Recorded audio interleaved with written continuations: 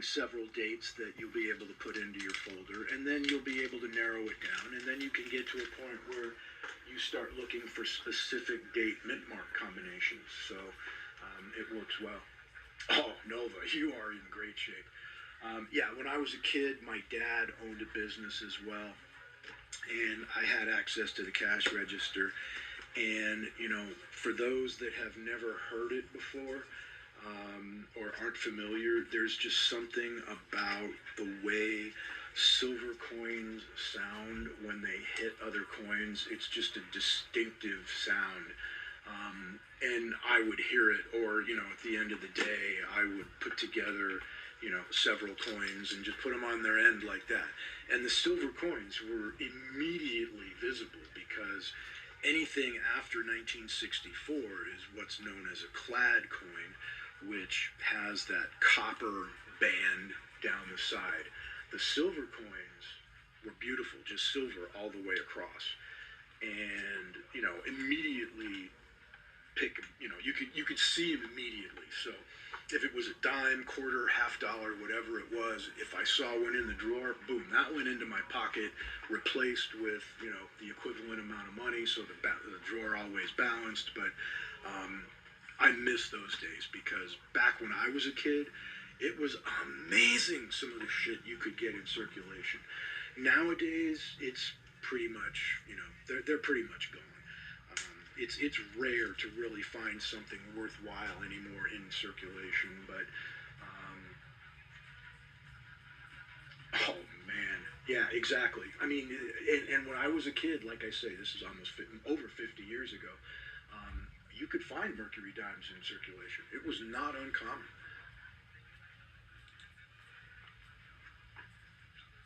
I would find silver coins all the time. I would have customers come in and spend silver half dollars that, somebody gave them, or, they inherited, or, they would just spend them as 50-cent pieces. And I'm like, okay, cool, no worries, I got you.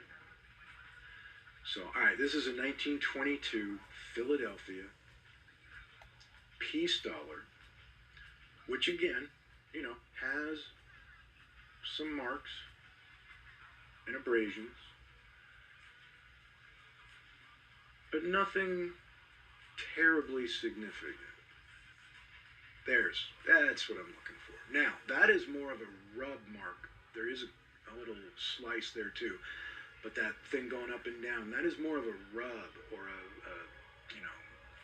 contact mark. But yeah, the coin's surface is not flawless, but look at the detail in the hairline, which is actually remarkably good on this coin. And the reverse has got some very nice detail on the feathers.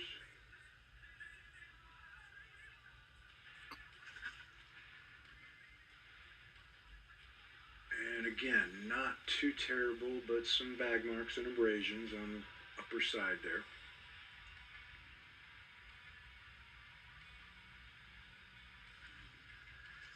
All right, gang, here we go. 1922 Philadelphia peace dollar. Buck and go. We're live.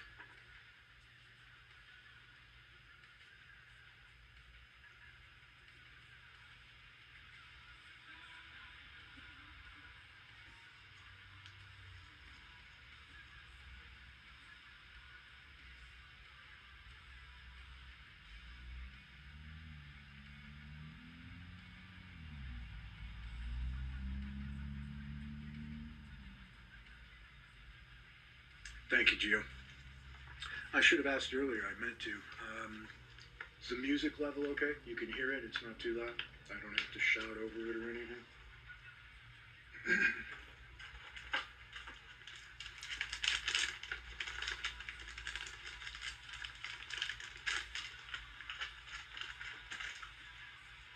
All right. Let's do some Barber dimes.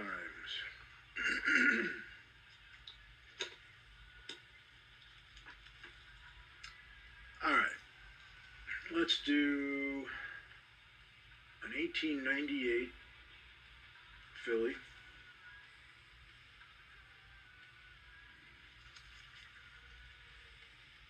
$18.99 Philly.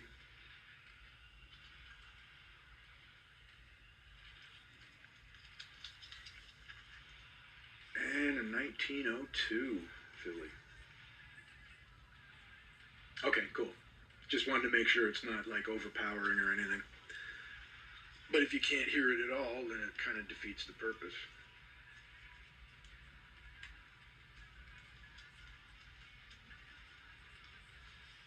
All right. Oop. All right, here we go. We got an 1898, 1899, and 1902 P Barber Dime. Buck and go. All three coins. We are live.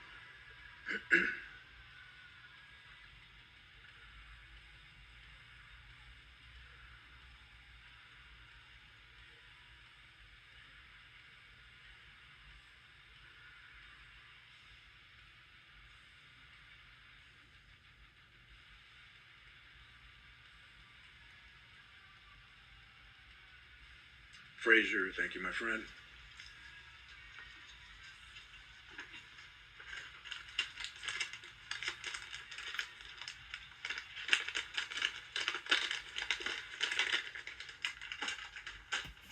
All right,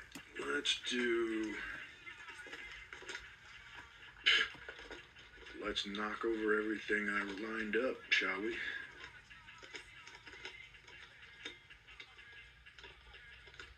My goodness, what did I do?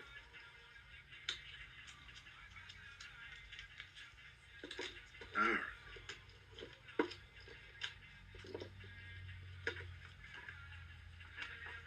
The more uncommon denominations. I love 2 and 3 cent coins. And you want to talk about uncommon denominations? Yes, you are right to seize on the 2 and 3 cent silver and nickel.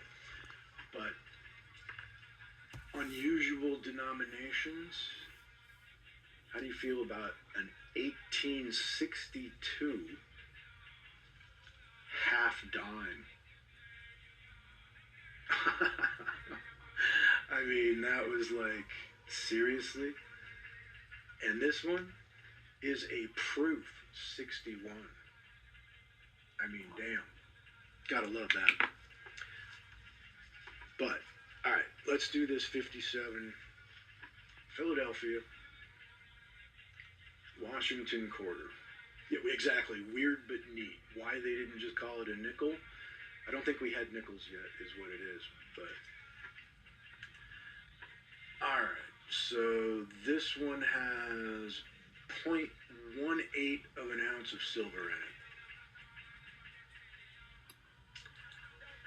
Give me a second, Ham, and I will let you know. Alright, buck and go. We're live on this quarter. Alright, the half dime. I'm at right about 600 on that one, and I'll show you why in a minute.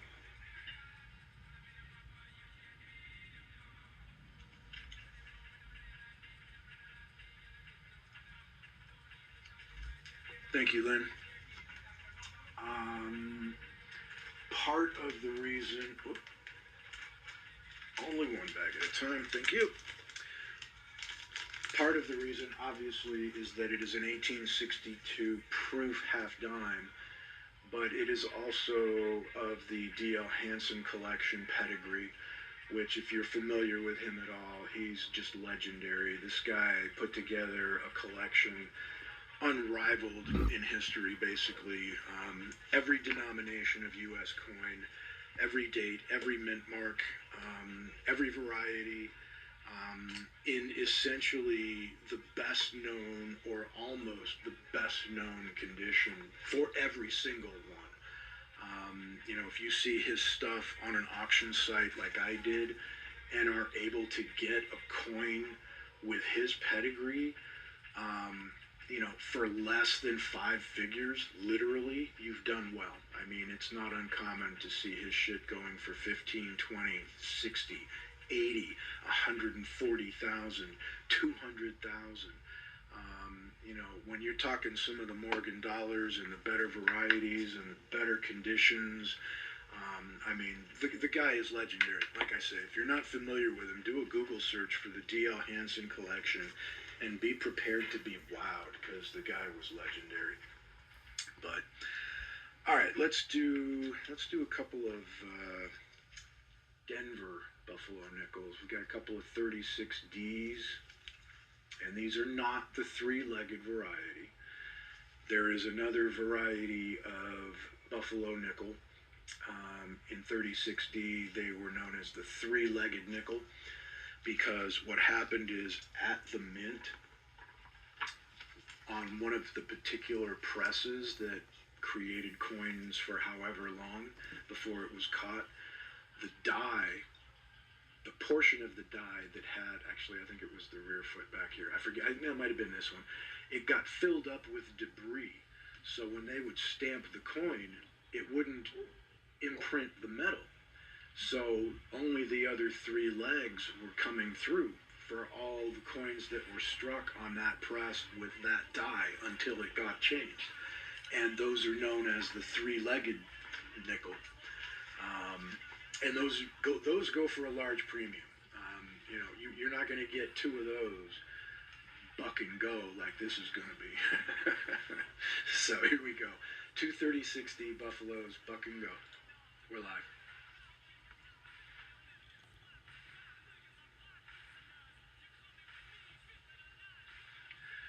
But again, that's where knowing the different varieties and understanding the distinctions can make a big difference in how much you pay. Frazier, thank you very much. Or how little you pay. You know, if somebody is trying to sell you something that they are marketing as a, you know, three-legged nickel, well, you probably better have a good idea of what that means, or you're going to get hurt. And you don't want to get hurt. So, all right.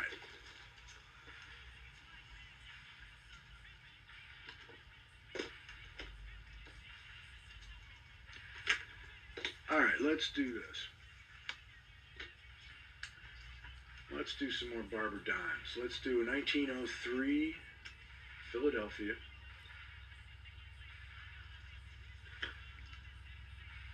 '04 Philadelphia. And an '05 Philadelphia. So again, like I said earlier, if you're not sure what you want to collect or how to start, you can literally pick up a Whitman folder for Barber Dimes for a few bucks. And right here, you would be able to fill three of those spots in one shot. So here we go. Three Barber Dimes, '03, '04, '05, all Philadelphia. Three coins, one auction, buck and go. We're live.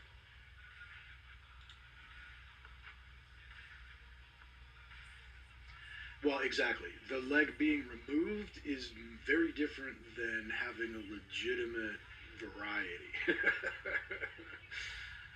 Two Buffaloes with the year rubbed off. No, unfortunately, Nova, and that's what I was saying earlier. Thank you, Frazier. About when you buy Buffalo Nickels, they are notorious for having the dates worn away. And not showing the date, so you're not able to determine what it is, as opposed to, you know, the rolls that I have, which do have the dates visible. So, but you are correct in that on a Buffalo Nickel, the placement of the date makes it very vulnerable to wear because it's in one of the higher spots on the coin. So this one is a lot better preserved, but if this had been worn down anymore, it would start to be very difficult to see, you know, what that is. Well, if you got it for 5 cents, I mean, then you got it for face value. You can't really, you know, you can't complain about that, so to speak. Now, are these expensive coins? No, but they are worth more than 5 cents because you do have a date, you do have a mint mark in this case that are discernible, and you've got a horn that is almost completely gone, but not quite. Yeah, and I mean, all the way up to, this one that was graded XF40. So, you've got beautiful, distinct date. I mean, there is no missing portion of the date at all. You can see how intact much of the braid is on the Indian's hair. On the reverse, look at how much of that eagle, look at how much of that buffalo's horn is still visible. I mean, that's almost a full horn. And that's what defines extra fine. If you go out to the PCGS website, you go to PhotoGrade, that's what's going to go away more than anything else initially, is the horn, the date, and the detail in the Indian's braid. So, having compared that to an XF40, honestly, this one doesn't look too bad. Come on, camera. There you go. So you've still got decent detail. Now the 1 is beginning to wear off. The 1 and 9 is not as... Yeah, exactly. But with a full date, that's where you get, okay, at least you're getting full numismatic value. Not that that's a huge amount for these coins in this condition, but, you're getting more than just face value because there are dates. In this case, there are mint marks on these two. All right, both of these, buck and go. We're live.